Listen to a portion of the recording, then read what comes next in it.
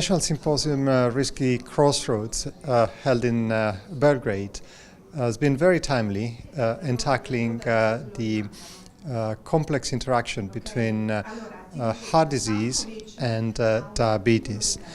My main topic was to discuss ischemic heart disease, especially acute coronary syndromes and diabetes, and the management of diabetes in acute coronary syndromes, and the complex interaction between hyperglycemia and hypoglycemia.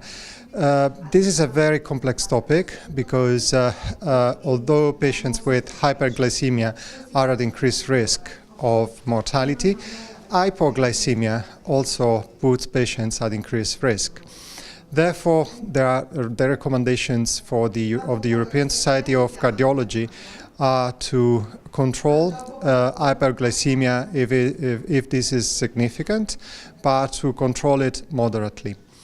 Another important point is how to control hyperglycemia after the acute phase.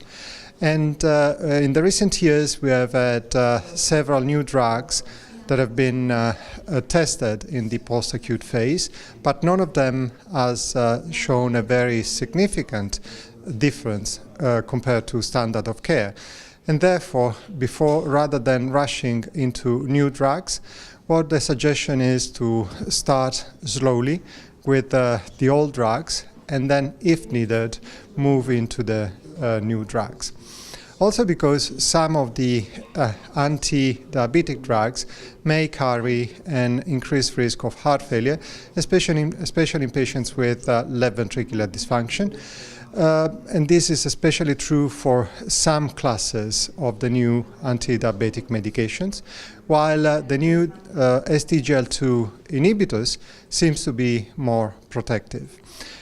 These were the topic of discussion. Of course, for the SGLT2 inhibitors, we'll await the results of the trials that have just been started with dapagliflozin and empagliflozin, and we will have the results in a couple of years.